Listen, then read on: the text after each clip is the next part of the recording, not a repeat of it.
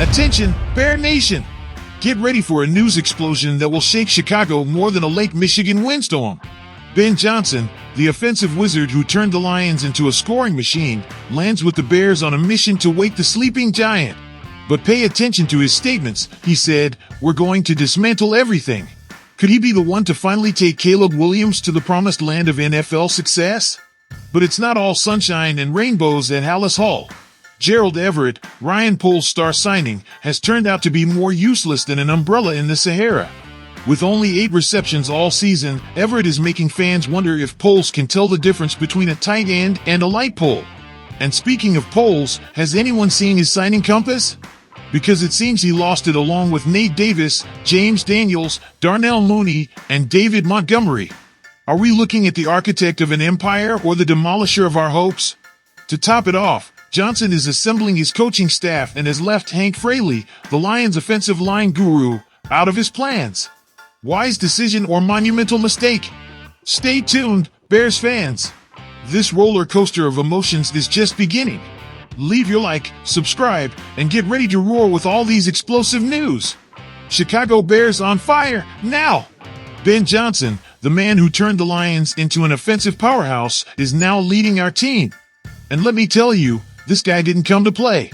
In his first press conference, Johnson showed up wearing a navy blue suit and an orange tie. See what he did there? He's already embracing the team's colors. That's how it's done. But wait, it gets better. Johnson said something that made me jump out of my seat. He said, and I quote, "I felt like this place was a sleeping giant." A sleeping giant, huh?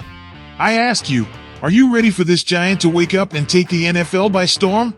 Johnson didn't beat around the bush. He admitted that the Bears were the team that worried him the most in our division. Can you believe it? The guy who led the #1 offense in the league sees potential in our team. That's what I call a statement of intent. Now, let's be honest. Our team had a season to forget.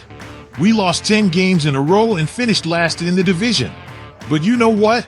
That's history. Johnson is here to change things. And let's talk about Caleb Williams, our rookie quarterback.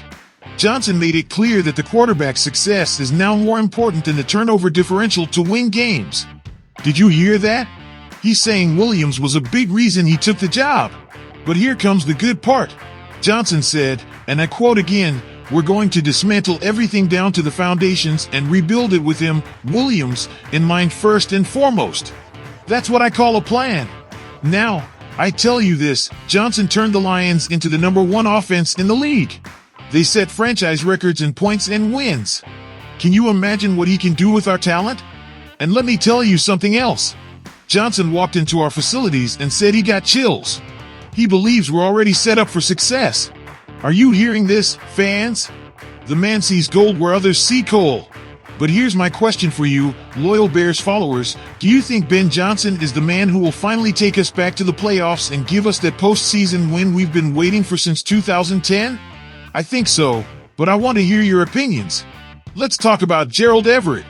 Yes, that tight end our dear general manager, Ryan Poles, decided to sign last year for the modest sum of $12 million for 2 years. And you know what? That has probably been the worst free agency signing for the Bears in 2024. And that's saying something given the tough competition.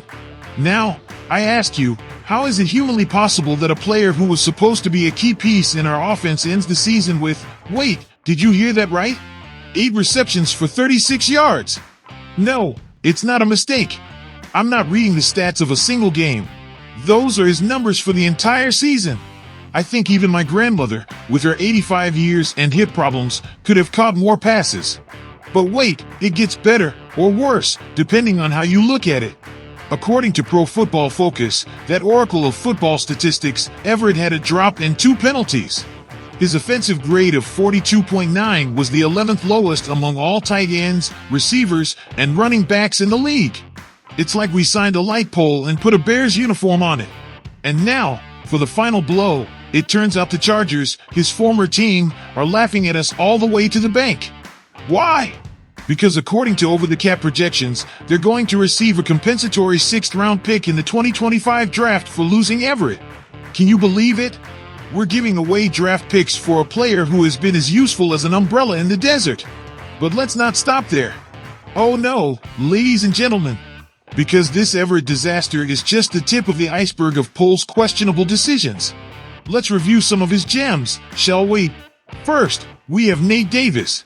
Pohl's decided it was a great idea to give him $30 million for 3 years. The result? Well, let's just say it's been as impressive as a damn firework. Then, in a chess move worthy of a beginner, he let James Daniels go to Pittsburgh. And what happened? Daniels has been solid as a rock for the Steelers while we keep looking for stability in our offensive line. And what about Darnell Mooney? That guy who seemed to be the future of our receiving core. Well, Pohl's decided we'd be better off without him and let him go to Atlanta. Spoiler alert, we're not better off. Oh, and let's not forget David Montgomery, that running back who gave his all on every play. Where is he now? In Detroit, helping our division rivals reach the playoffs while we keep looking for consistency in our ground game. And the cherry on top, Byron Pringle. Not only was he a useless signing, but he also cost us a compensatory pick. It's like Pohl's is playing Monopoly with our future and losing on every roll. I tell you this, Ryan Pohl's and the Bears front office have more explaining to do than a kid with his hand in the cookie jar. This isn't just a mistake, it's a symphony of blunders that have hurt the team and benefited others. It's like we're playing Santa Claus in the NFL, giving away talent and draft picks left and right. But here's my question for you, loyal Bears followers, the question that should keep us up at night. How much longer are we going to tolerate these questionable decisions in management? How many more seasons are we going to waste with moves that seem pulled from a drunk magician's hat? Do you think Ryan Pohl's deserves more time to prove his worth, or is it time to look for a new direction before we turn Hallis Hall into a donation center for the rest of the league? I believe, and I say this with the heart of a true Bears fan, that we need a change, and we need it now. We need someone who understands that we're building a football team, not a collection of trading cards. Someone who knows that every dollar counts and every pick is a golden opportunity. But I want to hear your opinions, Chicago. I want you to flood the comment section with your thoughts. Is it time for a new general manager for the Chicago Bears? Or do you think Pohl's deserves one last chance to redeem himself? It turns out our new head coach, Ben Johnson, isn't going to do what many of us expected. Remember all those rumors about bringing Hank Fraley from the Lions as our offensive coordinator? Well, it looks like that's not going to happen. And not only that, but Johnson probably isn't going to raid the Lions coaching staff at all. Now, I ask you, is this good or bad for us? On one hand, it shows that Johnson has integrity.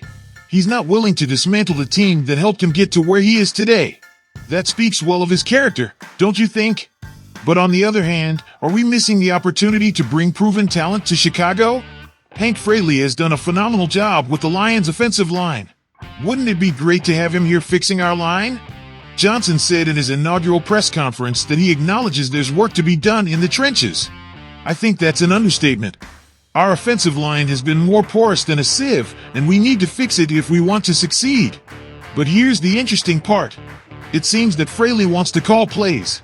And honestly, who can blame him?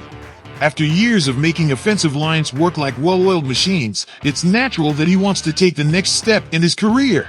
Now, I tell you this, maybe, just maybe, this is a blessing in disguise. Johnson has a plan. He said he would start assembling his staff once the madness of his arrival in Chicago calms down a bit. That tells me he has ideas, he has connections, he's not acting on impulse. And you know what? I like that. I like the idea of a coach who thinks before he acts, who values integrity and has a clear plan. Because, let's be honest, when was the last time we had that in Chicago? But here's my question for you, loyal Bears followers. Do you trust Johnson's process? Do you think he can assemble a first-class coaching staff without resorting to his former colleagues? Or are you worried that we're missing valuable opportunities?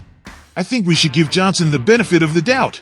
He has proven to be an innovator in Detroit, turning that offense into a powerhouse.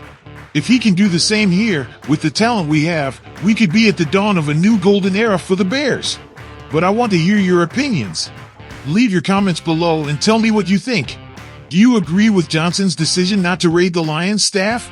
Or do you think he should have been more aggressive in bringing proven talent?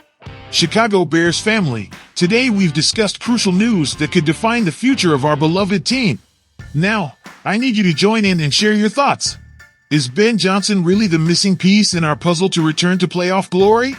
Can he be the one to lead us to that coveted postseason victory that has eluded us since 2010? Let's think together. How much longer are we willing to tolerate questionable decisions in management? How many more seasons will we watch pass by without concrete results? And speaking of decisions, what do you think about Johnson's stance on not rating the Lions staff? Was it a display of integrity or a missed opportunity to bring proven talent to our team? Now more than ever, we need you to raise your voice. This channel is our family, our community of true Bears fans. Don't stay silent. Leave your comments below. Your opinions are the heart of this space. And if you haven't done so already, it's time to officially join this pack. Click that subscription button and activate the bell so you don't miss any updates.